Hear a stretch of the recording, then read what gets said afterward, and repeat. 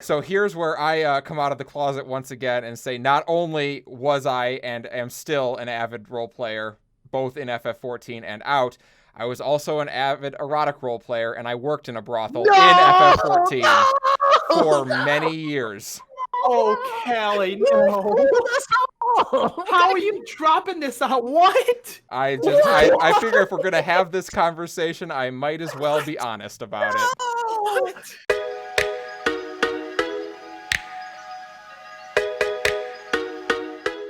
Hey everybody, welcome to Checkpoint AFK, your podcast where we talk about everything away from the keyboard. We're still surrounding a little bit of video games. I am your host, Norris Howard, joined with Callie Sloan and Robbie Landis, and a very, very special guest this week, guest hosting with us for the show is Erin Simon. You know her from Cheddar Esports. You know her from her own stream where you can check her out, and you know her from a litany of games and or game coverage and game events with ESPN and so many more. Erin Simon, thank you for joining us on this week's edition of AFK. You're welcome. You're welcome. And thank you guys for having me. I have to admit, you definitely hyped me up a lot more because there's definitely some people who have no idea who I am. But and that's okay. But yeah, no, I'm excited for this. I especially looked at the topics. And I thought that this week was weird and crazy enough, but some of the conversations we're about to have, like, it just took it to a whole other level. Yeah, and you know it's funny, and we'll get into some of those conversations in a minute. But Erin is somebody who I personally have followed and loved seeing all the things that they do, from like the Grassroots podcast and everything that you do, that I just think is so awesome. And you're always talking about the culture. You're always collaborating with really, really awesome personalities. And we're just very lucky to have you on the show today. And we really appreciate it. And if you have not followed her or have not, interacted with Erin, you are doing yourself a disservice. So before we get into the conversations, Erin, what are some things you've been working on and doing, especially since we've been in quarantine? Oh my gosh, so I've been working on a lot of broadcasts, so a lot of charity broadcasts, a lot of these different remote broadcasts that have like that culture / esports and gaming component to it. And then my agents have been working on a lot of stuff for me as well. I can't quite speak to these things yet, but there are some really cool things behind the scenes that I'm working on putting together, especially when it comes to I always talk about providing opportunities for those who are in the underserved communities in esports and gaming, and really highlighting certain aspects of the industry that need to be improved on. So I've been working, been speaking with different orgs and been speaking with different companies in terms of like, what can we do now to further, obviously, the esports and gaming industry is always growing and ever growing, but what are some ways that we can help to improve it and make it a better experience for everyone? So I've been working on some side projects in terms of that. And then I've been having fun with my friends, and I started streaming. Like, streaming for me is just like a fun thing to do. Like, obviously my main bread and butter is hosting, but I have like a newfound, I've always had respect for streamers, but I have like a whole other level of respect for them since doing it. And it's pretty therapeutic as well. I feel like I could like just be myself and play. And I have to admit, I cuss a lot when I play sometimes. So it's a little bit, it shows a different side of me too. So I've been enjoying all of it. I totally get it being therapeutic though. When I first came out, like, those late night streams, just talking to people was like so helpful for like working through the feelings. It was big. Yeah, for sure. Sure. So we definitely want to get into talking about some weirdness in video games, but to shift gears, it is impossible for us to move forward in the show and not talk about the current unrest in Minneapolis right now, in Twin Cities.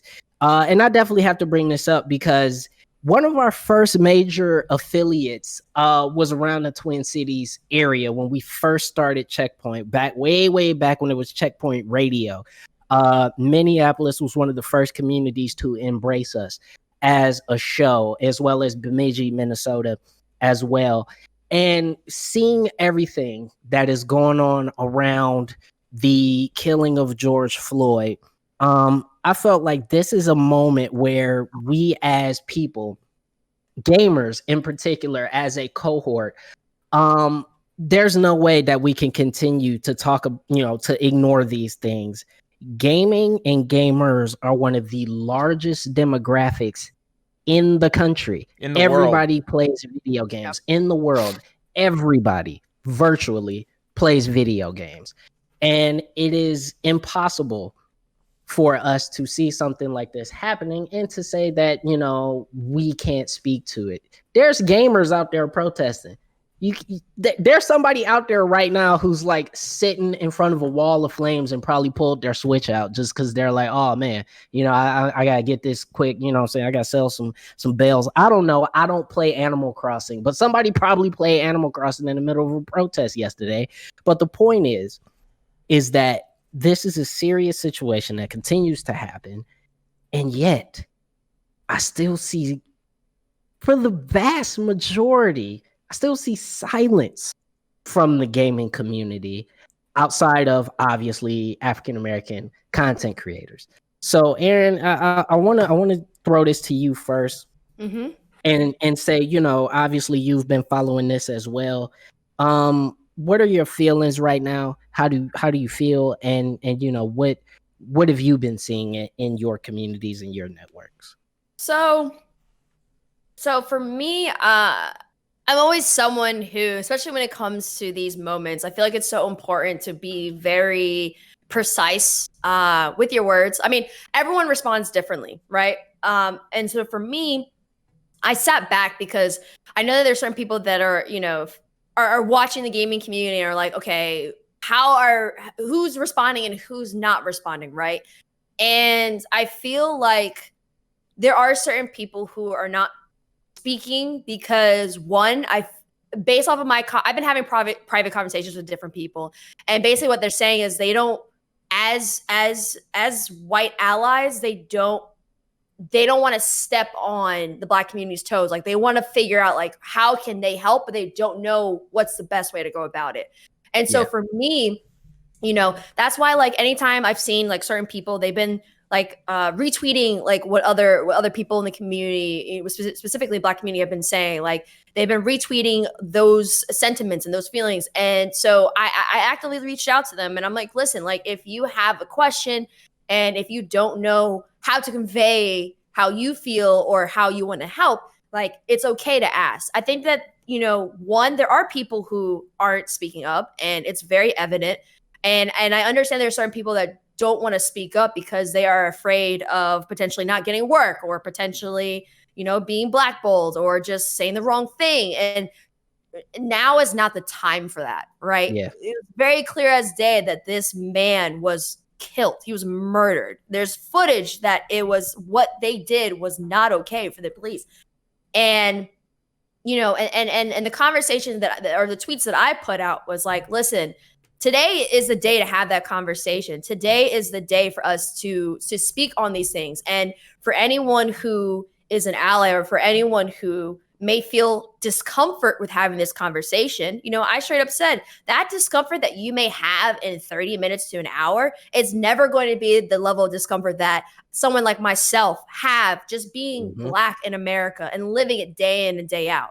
So you can handle a 30-minute to an hour discomfort conversation, because we ourselves have uncomfortable conversations with people every single day just because we are human beings. And it's to a point too where it's like, we shouldn't have to constantly prove that being a human being at the end of the day is worth us having our life be valuable. Like, we shouldn't have to constantly prove that, and we shouldn't have to constantly be discredited. Now, of course, there are. I was just gonna say that's absolutely true, and I've been seeing the conversation on social media, and I've been seeing, and I echo your sentiment, but to me, at a certain point, and I think this is where I begin to differ from a lot of folks, because to me, at a certain point, I get to a point where I feel like, why am I still having to educate folks? Like, it's 2020, you know what I mean? And it's like, this stuff is very cut and dry. It's very in your face. It's right there. Why is it still on the African American community or any other community to continue to educate other people. The information is out there. Somebody like, even like Robbie, here in the show, is somebody who grew up in a more remote part of Michigan. You know what I mean? A more remote part of the state. It's a very kind way of putting it, Norris. Okay, you grew up in the fucking boondocks, man. I was trying to be nice, but the key that I'm saying is that nobody had to sit down and have a conversation with you. I have never actively sat down with you and had a conversation to say, this is what it's like to be black. You were kind of like, no, dude, I read books and watch TV. Like, I know for a fact what it's like, or it can have an example. I don't know. I don't see why it's still our responsibility to continue to educate folks when common sense should prevail. But I also, I'm sorry. You're fine. Go ahead. But I also feel like with that, like, we have to understand that historically, right? Anytime there is big change, there has to be multiple routes, right? We've seen everything. There's always a duality of that, right? From Martin Luther King Jr. and Malcolm X, right? There's always going to be, there has to be this one path of continuing to continue to speak on these things. And then there's another that's a course of action. The one thing I realized is when I went to school in Kentucky, there are people who literally have never been around a black person until I went to college with them. So all they know is the information that media and the information that they got from videos. And unfortunately, for as big as the internet is and as resourceful it is, it also has a lot of inaccurate information. So unfortunately, we're gonna have to continue to dispel these things because people don't know where the best places and the best information they can get. Like you can't even rely on the news because even the presentation of Black people in media and news is still poor. There's still stereotypes that are being portrayed, and not just of Black people. There's stereotypes that are being portrayed about many people, a lot of underserved communities. So we will have to answer some of these questions and speak.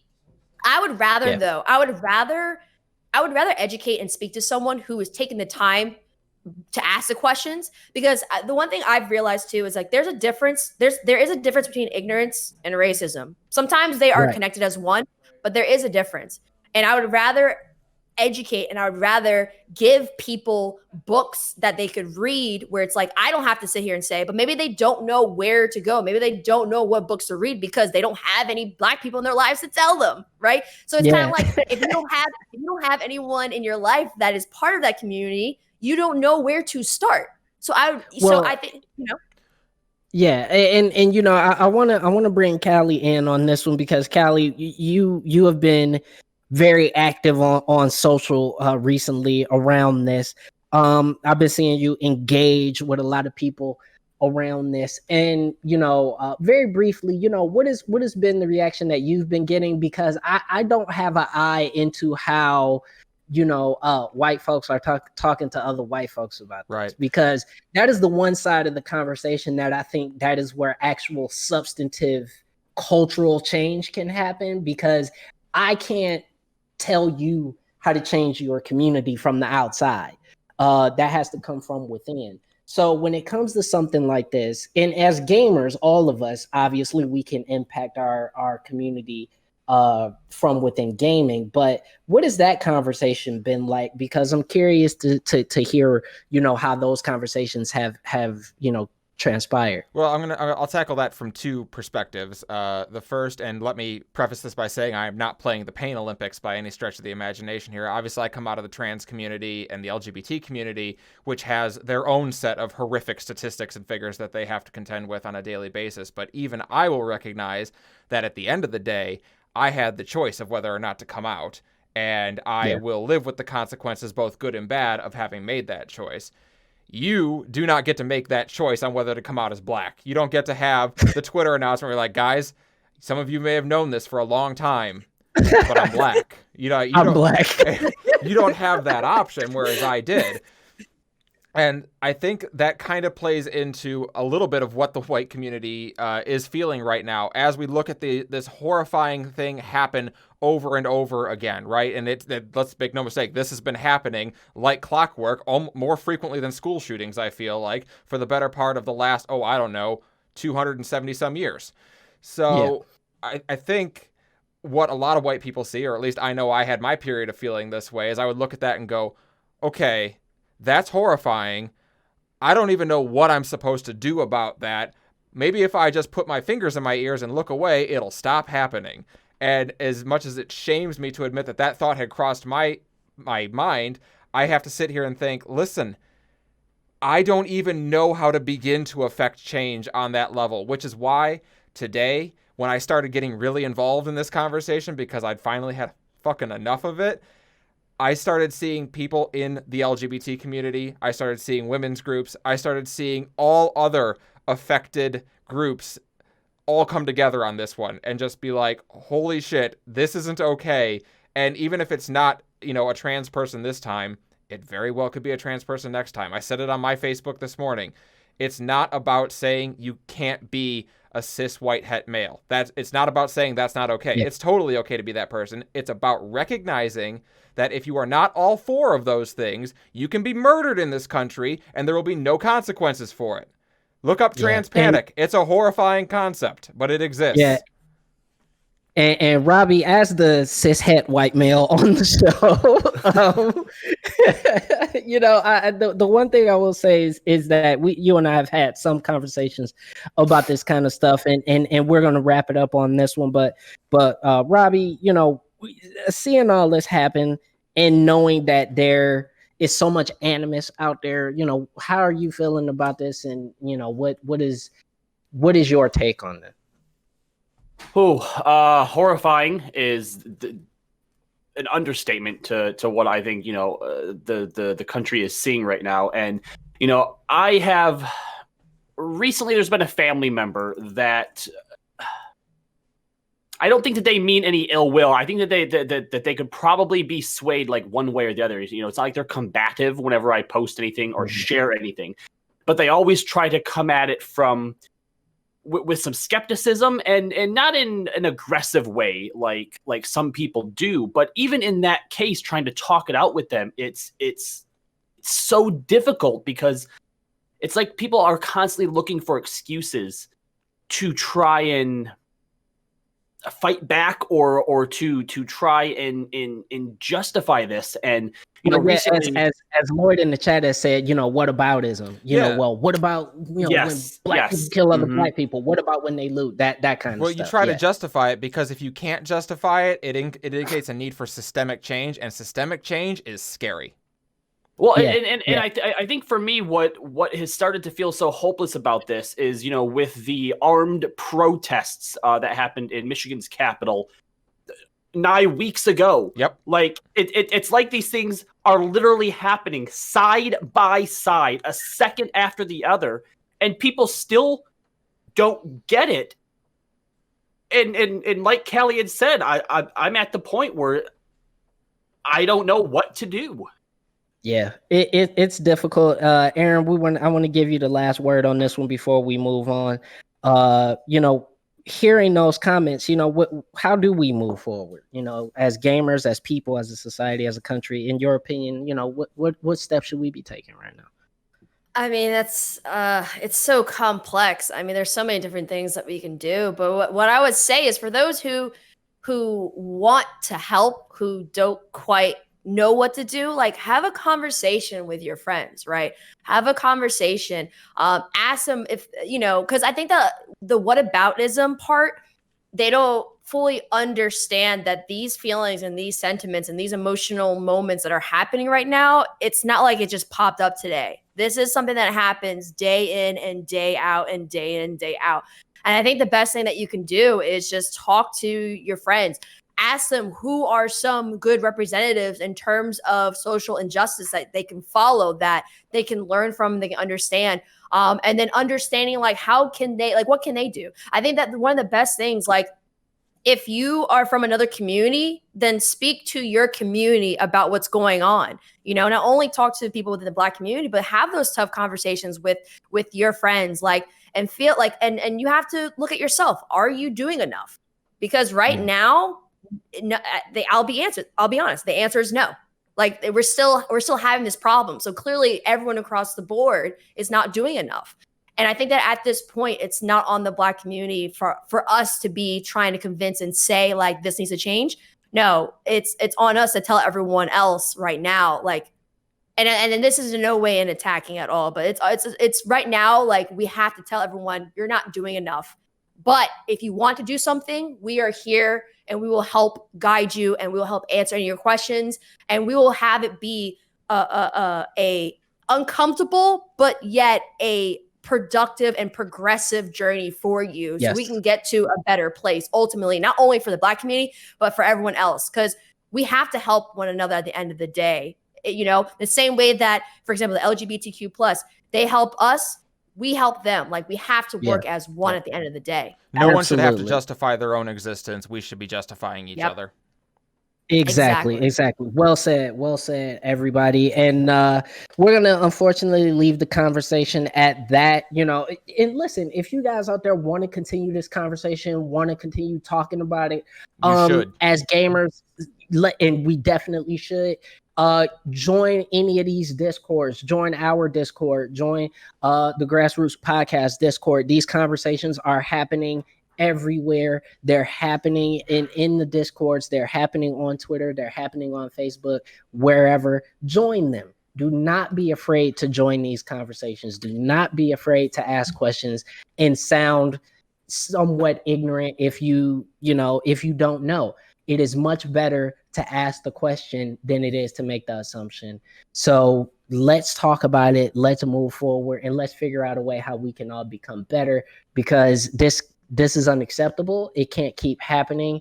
And my last note is that if you are upset about people burning down a police station or looting a Target more than you are about the loss of a actual human life, you just might be kind of trash. So stop mentioning that, false equivalency. Somebody's dead. That is much more important and impactful than, I don't know, Target losing in a few, slap chops or whatever it is they sell. But anyway, we are going to be right back with more Checkpoint AFK, where we're going to lighten it up a little bit, where we talk about a bunch of furious neckbeards and how they've actually pressured HBO into releasing the Snyder Cut. We will be right back with that conversation on Checkpoint AFK. Hey guys, I'm Jake. And I'm Robbie Landis. Giving you that high-level perspective of the Overwatch League, checking out the news every single week. That's right. You can find us every Friday at CheckpointXP.com and over our YouTube. You can also find an audio version on Google Podcasts, Apple Podcasts, Spotify, and wherever you find your podcasts.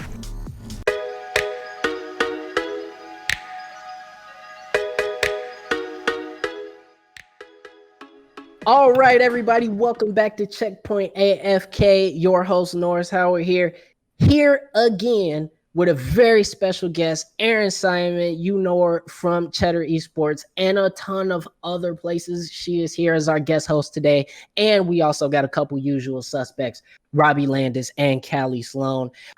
We're now going to talk about a phenomenon that has occurred over the past few weeks, where HBO Max, HBO's new streaming service, can't even really call it new, it's just kind of a rebrand. They are releasing next year the Snyder Cut of Justice League. It was announced in a tweet and in a few press releases. I'm going to throw this over to Robbie as our resident comic book expert. The Snyder Cut has been a dog whistle for, I don't even want to call them film nerds, but people who've been really frustrated with the DC film experience. Can you give us a little more context on the Snyder Cut and what the hell this thing is? Yeah, so when Justice League had first came out and bombed, I think to date it may be one of the worst performing DC movies, the fanboys, the Snyder fanboys specifically, I think, rallied around this idea because Zack Snyder had said, there is a director's cut, my own personal cut, which is more of what my vision was, because Joss Whedon was brought in at the last minute by Warner Brothers to fix or finish or whatever it was. So the reason, according to these fanboys, that Justice League didn't do well, it's all on Joss Whedon. It's his fault. So the release, the Snyder Cut, came from this idea that Zack Snyder said, there's a version of my own making that is more in line with what it was supposed to be. First of all, we now know that's a lie, because apparently it's going to take another $30 million to finish the Snyder Cut. So to me, that's the first thing that kind of makes this whole thing suspect. We actually talked about this on The Other Identity, which I think will be out around the same time as this. Maybe go to Checkpoint XP and look for that as well if you want a different take on it. But Norris, you had mentioned that this sets, first of all, a pretty dangerous precedent. I think that precedent has already been set, but this just reinforces it. This is the same type of stuff that the Star Wars, the last three entries into the Star Wars franchise have been given into. This idea that this outraged, vocal entitled minority of fans, should get their way because something that they loved isn't what they thought that it should be. Yeah, I mean, I looked at Justice League. First of all, I don't like DC comics at all. I don't like Superman. I don't like The Flash. I don't like anything involved with DC comics besides Batman and movie Wonder Woman, because movie Wonder Woman is dope. But everybody else is kind of whack to me, and Ben Affleck Batman is whack too. But the thing is that I thought this shit was dead on arrival to begin with. I don't know why anybody had any expectations for Justice League to begin with, because none of the other movies were good. But I digress. All two of them? Yeah, they weren't good. Even Aquaman is not great. But the point is that you're right. What I don't understand and what I fear is that every time a movie gets released that is based on an old IP or a well-known IP, is that people will make so much noise that whatever the director's original vision was, it's not going to matter. And it will completely be erased by internet trolls and neckbeards, and nobody will be allowed to be creative ever again. That's how it feels. That is truly how it feels. Because let a bad movie be a bad movie. That's fine. That is fine. And Omega Welltall in the chat said Aquaman equals underwater Black Panther. I want you to shut up, sir. But listen, we have seen movies that were relatively decent movies that get butchered in the editing room. That is something that happens. I mean, not to say that this was a good movie by any stretch of the imagination. I'm just drawing from a experience of a movie that got better when the second cut was released. Let's look at Halloween 6, which is something I'd never want to ever have to say out loud again. Halloween 6 is a movie that got filmed and it was done, and they showed a cut to a bunch of 12-year-old boys who said, I don't think it's very good. It's not very interesting. And they recut it to make it more interesting for a group of 12-year-old boys who is not the target audience of Halloween. And what got released was a dumpster fire. So then they went back and did the original cut and re-released that. And everyone went, you know what? This movie still sucks, but it's way better at least. I don't know. I'm just saying, sometimes... Are you being a Snyder Cut apologist? Oh, You're being God. a Snyder No, Cut apologist. Here's the difference. They didn't spend $30 million to finish the movie. They just re-released it in the unaltered version, which is, I guess, fine by me. This is a case of they're spending $30 million and calling it a recut. No, what it is a do-over. Snyder has said that there's apparently 75% of the footage that he filmed wasn't used, including Darkseid was apparently supposed to be in there. He has since also even put out a 480p resolution picture of Darkseid, which you can't make anything out. It's absolutely ridiculous. Did we forget at some point that the Snyder movies are garbage? Why? That's what I don't understand. Name me a Snyder movie that was God level. Look, guys, I don't get it. I actually rewatched for The Other Identity, since we're going to be talking about Justice League. I took it upon myself to rewatch that movie, and it was worse than I remembered. And I think what actually tears me up the most is from a conceptual standpoint. There are a lot of ideas in that film that could have worked, right? There's this great scene when they're when Bruce and Diana are deciding whether or not they should bring back Superman, using a mother box which sounds like a terrible idea, right? And Diana says so, and Bruce is like, but we need him back. And this scene, if they would have had, I don't know, 5, 6 movies, 10 years worth of movies like the MCU to build up these relationships would have been a very powerful scene. But Diana, you fought alongside Superman one time, didn't say a single word to him, and Bruce, you were trying to kill him because you thought he was a menace to society, and now you want to bring him back with dark side technology?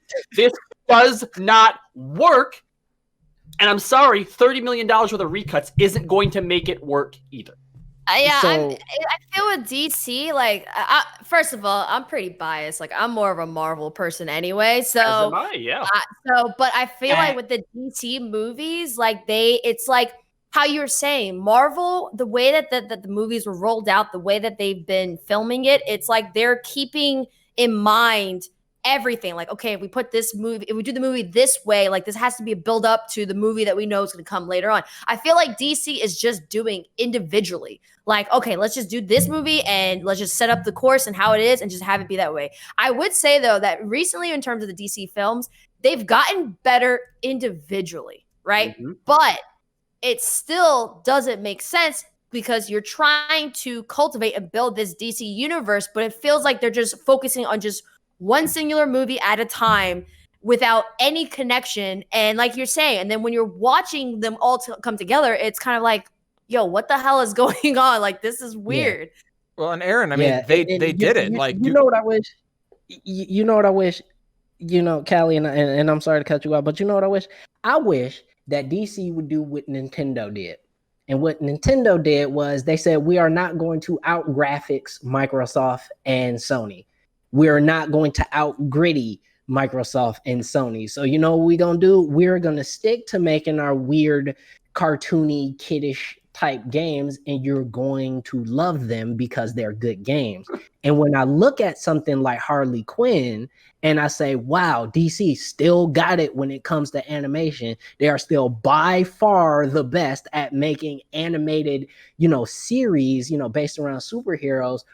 Why wouldn't you just sit back and make goo gobs of money doing that? Because Harley Quinn is some of the best shit out there. Period. Justice League Dark Apocalypse War just ended what has been about a 10-year run of the DC Extended Universe in the animated world. And guess what? Almost every movie, every one of those animated films is really good.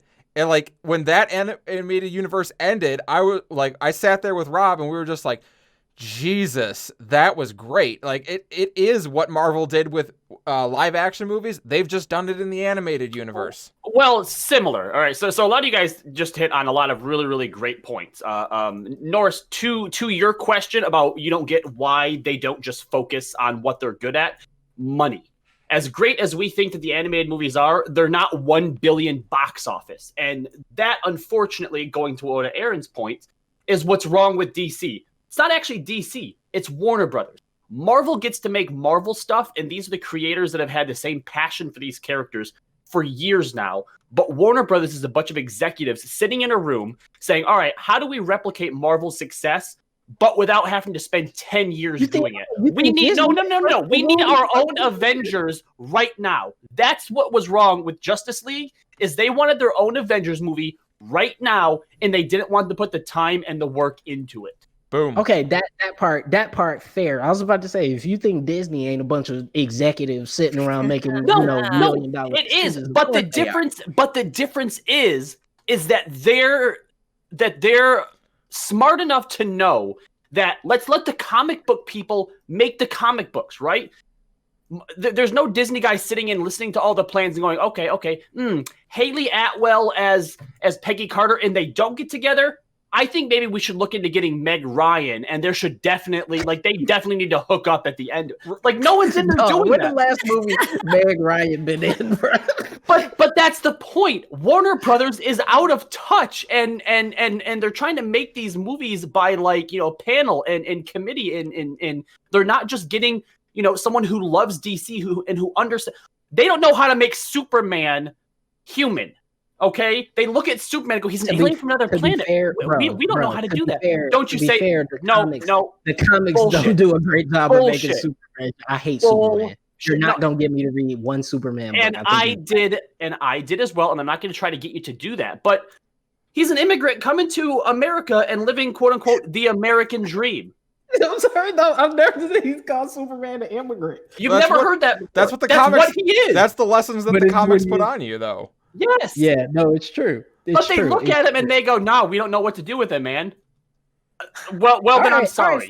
You know, fair, Robbie, fair. But to me, again, the Snyder Cut and all this is just emblematic of this really crazy minority. And as you said, and I agree with you, folks who completely have no idea what the hell they're doing and have no passion for these characters and these comics, and will continually botch this up. They're about to throw. We got time. We have nothing to do. Just drop this so we can just drop the cut so we can end this whole release the Snyder Cut. Like, if it's trash, let it be trash. That's how I feel. I'm like, at this point, we're not getting any new movies anytime soon. So if DC feels if Snyder wants to prove a point, if DC let's put something out, whatever, just put it out at this point, because I hope it's trash. Well, and actually, Erin, I'd like to agree with you here. And this is the one ray of hope that I'm kind of holding on to. Is no, not that it's going to be good. I hope that it's trash, okay? And it's going to be trash. Look, I watched it, and there's no amount of behind-the-scenes films or unused footage that Snyder has up his pocket that Joss would have looked at and said, no, not including that.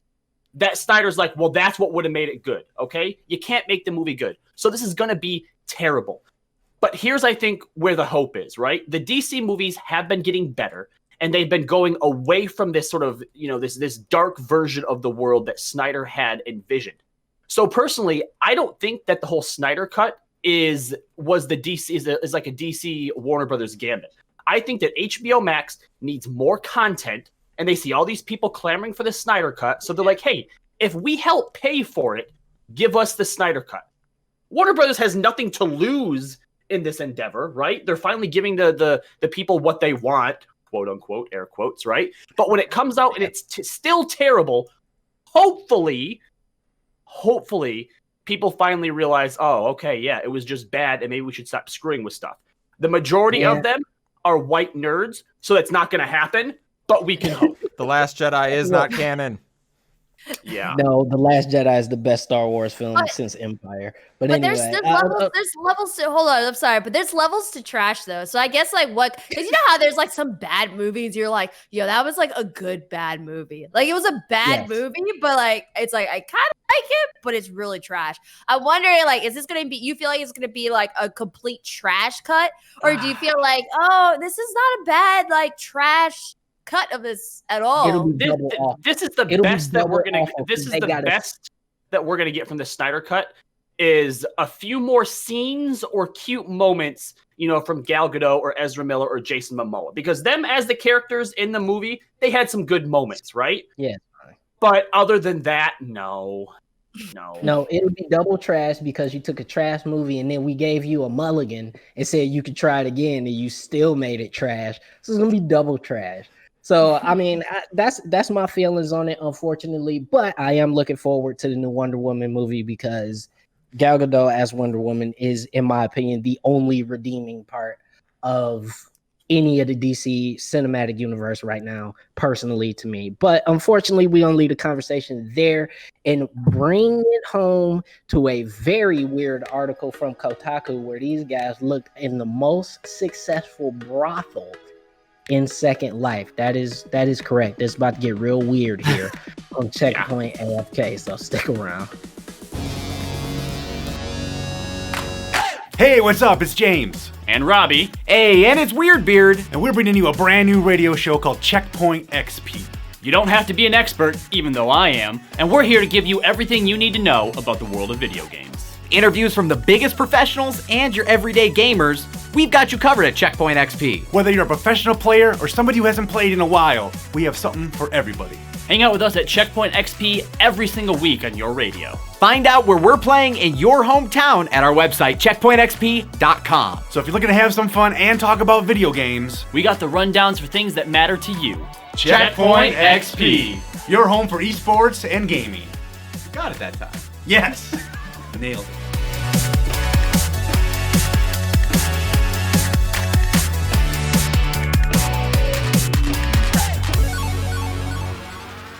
Is Diamond Dust an energy drink or an RPG attack?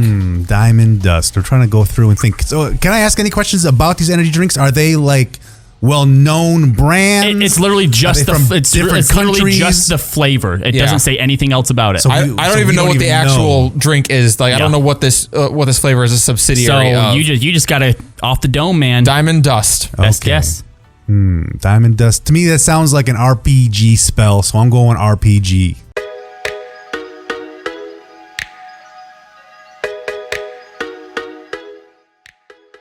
Hey guys, welcome back to Checkpoint AFK, the show where we talk about everything away from the keyboard and still talk a little bit about video games. But we want to make sure you guys all slide over to the website, checkpointxp.com, where you can check out all of our cool articles, all of our cool shows. We got a portal that leads to all the cool offerings that we have, where you can check it out from The Other Identity, our comic book podcast hosted by Robbie Landis, as well as The Owl's Nest, also hosted by Robbie Landis, and Checkpoint XP on Campus, which is not hosted by Robbie Landis. It's hosted by me, Norris Howard. So make sure you guys slide over to the website, checkpointxp.com, and get all the cool stuff.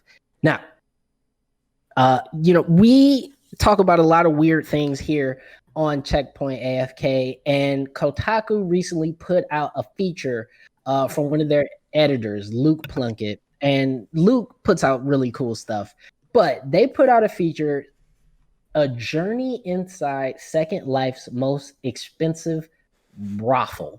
That's right. The brothel inside Second Life. There's two things that are weird and shocking about this. The first being, holy shit, people still play Second Life. And people make a living in Second Life. Yeah.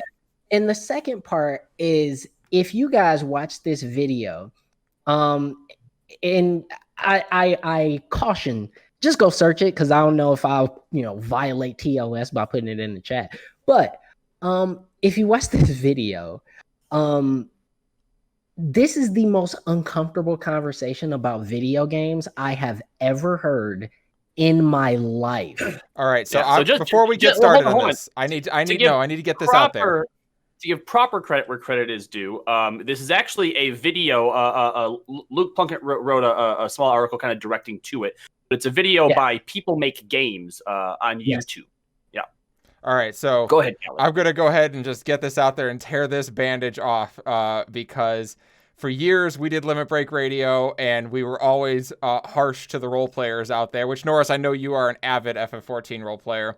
I am a RPer. So here's where I come out of the closet once again and say, not only was I and am still an avid role player, both in FF14 and out, I was also an avid erotic role player, and I worked in a brothel in FF14 for many years.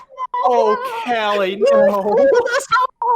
How are you dropping this out? What? I figure if we're going to have this conversation, I might as well be honest about it. It is true. What? If you I RP, but I am not ERP. If you were an ERPer on Balmung, there is a good chance that I sucked your dick at some point. Oh man, there's levels to this. Yes. Oh my God, this is truly a bombshell, Callie. Okay, well, I will ask more about this, and I really and truly, genuinely hope. I know your username, so I know I didn't run into it. You did. That's correct. But I'm almost sure that a few of my friends did. But all right. Well, first of all, Callie, yes. If the whole Checkpoint XP thing doesn't work out for you, there is a legitimate way in Second Life that you could have a whole nother second income. In my college years, I guess this is another embarrassing thing. In my college years, I was big enough in doing erotic roleplay that I could charge people money in real life for an hour session. See, so you got a resume. Yeah, you got a resume. Mm-hmm. You know what? Listen. I can respect that. Listen, Get it, you're girl. in college. It's rough out here. So if you're going to do it virtually, That's a lot more safer than in real life. So I said, get your bag. Amen. All the money, none of the STDs. Listen. I'm with it. I'm with it because as many people as I knew who stripped in college or maybe did a little more than that. I can't necessarily fault anybody for getting involved in this type of lifestyle. And listen, OnlyFans is popping right now. Okay. Everybody got an OnlyFans. I contemplated starting an OnlyFans, bro. Everybody got an OnlyFans. So looking at this thing and this brothel in Second Life, I don't think anybody should be surprised. But when you watch this video and really see how this whole thing is set up, you see how involved and how detailed this thing is. That's the part that I think becomes a little disturbing. There's one scene where the guy conducting the interview, or the lady that he's talking to, mentions that some of the workers want to do like a girl next door thing, so they created like an entire like suburb within Second Life to be able to facilitate that, like their own whole little tiny city. Honestly, I'm just not like when I saw that article and I watched that video. I don't know. Maybe I'm getting numb to all this craziness because I'm like, okay, people are doing that, but there are like people in real life who are like marrying dolls. It's just that's true. I feel, but also I feel like there's the one thing that we have to always keep in mind, which is why I didn't find this whole thing weird, is that video games are an escape from realism for people. Like, people live out their fantasies in video games, whether they want to be a hero or they want to look stronger and buffer than they really do in life. There's some people that are like, oh, there's stuff in real life in terms of like, I can't go to a brothel in real life, so let me live this out in virtually. So I think that, like, I don't know, I just don't, I don't find it as weird, I guess.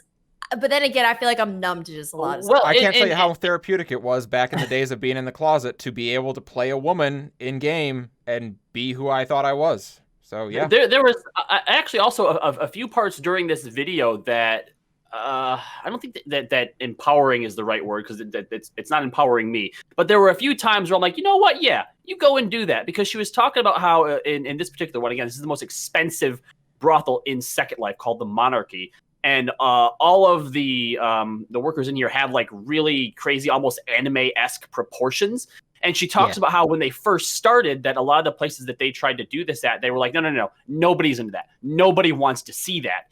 And they're like, you know what? Screw you. We're going to do our own thing. And now they are the most expensive, most successful one in Second Life. And it's like, yeah, you know what? Screw you guys. You do what you want to do. Yeah, and I agree with you guys. It's not so much that I find it disturbing or I think that it shouldn't be. I just think it's one of those things where, we talk about video games and everybody wants to talk about, especially in MMOs, everybody wants to talk about that ability to live out your fantasies, to have essentially, quote unquote, for lack of a better term, and I hate this pun, a second life.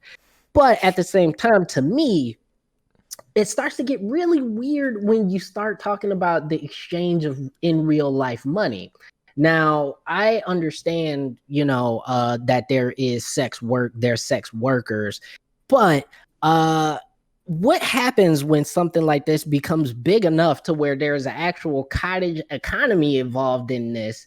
And, it's making enough noise. I don't want these people who are essentially making a living off of something like this to all of a sudden be without an income because a government decided to legislate that, oh, you can't do it anymore.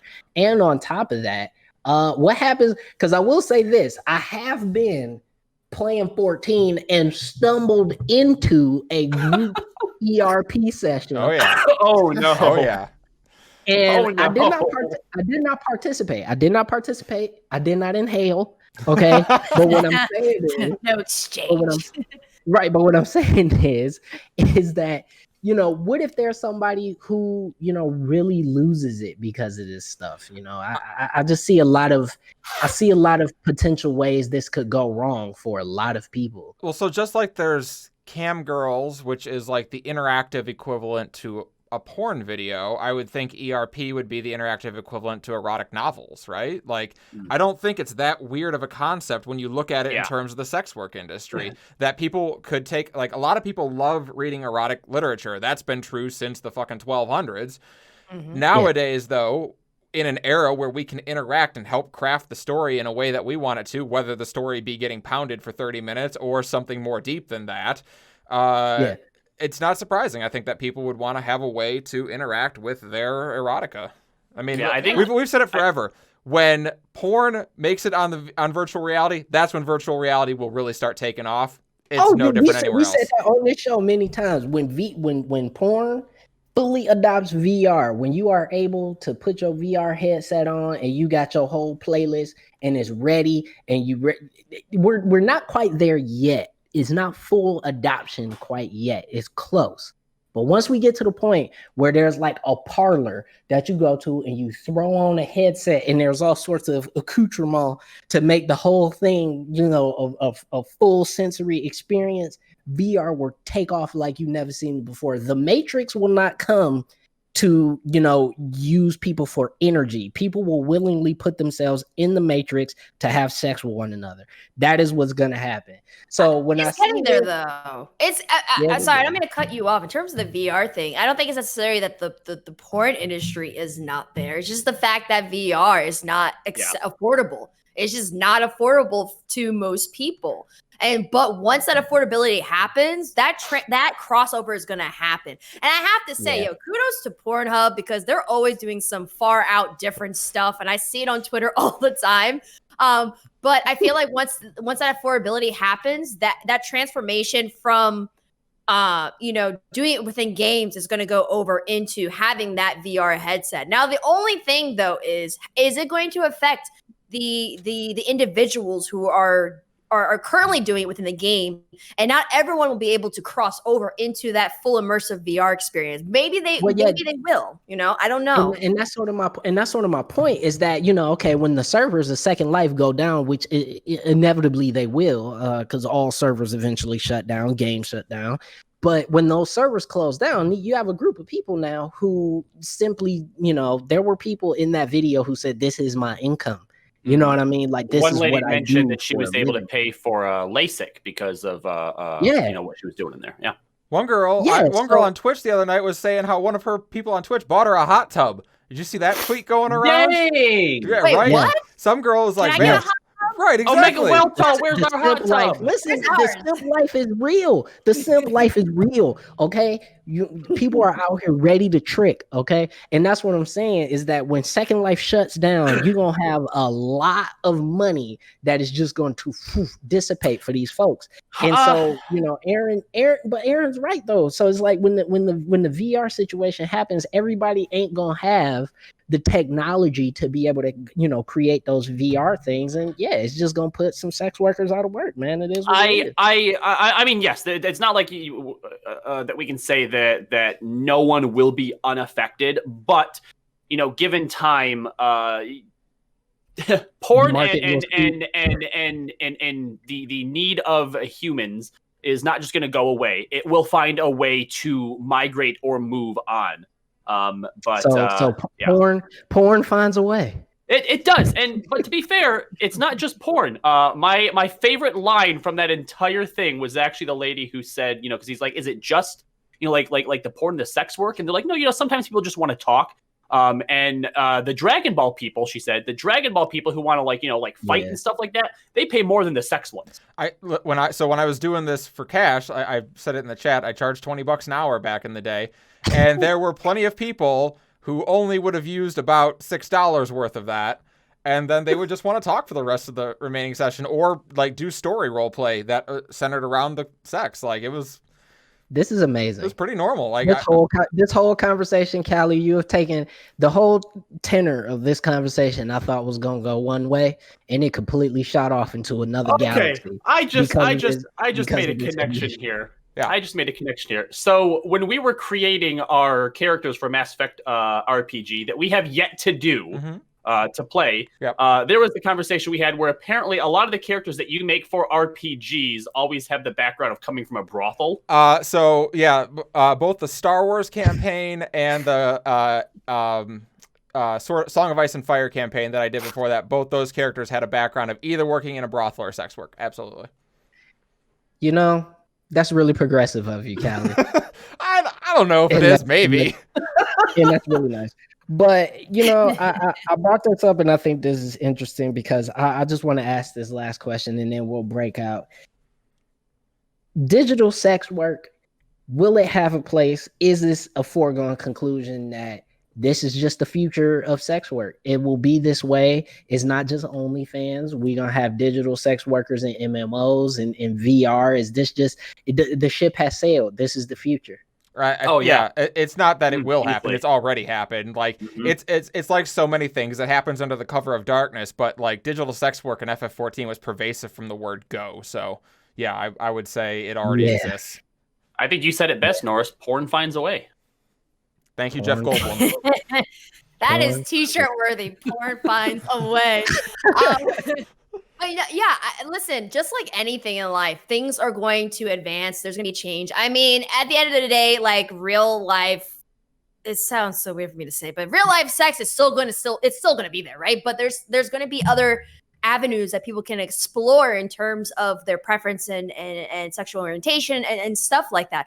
I think that I actually like this because it's creating more of a healthier sex positive conversation, and especially more of a positive conversation around sex workers, because I feel like there are so many things that people look down upon in terms of sex workers. And there's also a lot of like stereotypes and certain things that I feel like need to be dispelled. The same way that there are things about strippers that need to be dispelled. It's like not every stripper is on drugs and is like sleeping with the customer. Like some of them are just doing it to get through medical school. Like, my fiance is heavy on the stripper vlogs. She watches a lot of stripper vlogs, and my life has I have a newfound understanding for the day-to-day ins and outs of stripper life. And I'm gonna be honest, man, it's not an easy life choice. So you're absolutely right. It's not the simplest thing to just hop up and do. Like people think, oh, you're a stripper, you got it easy. Nah, bruh, strippers is hurting right now. Think about that. When the club closed, what you doing?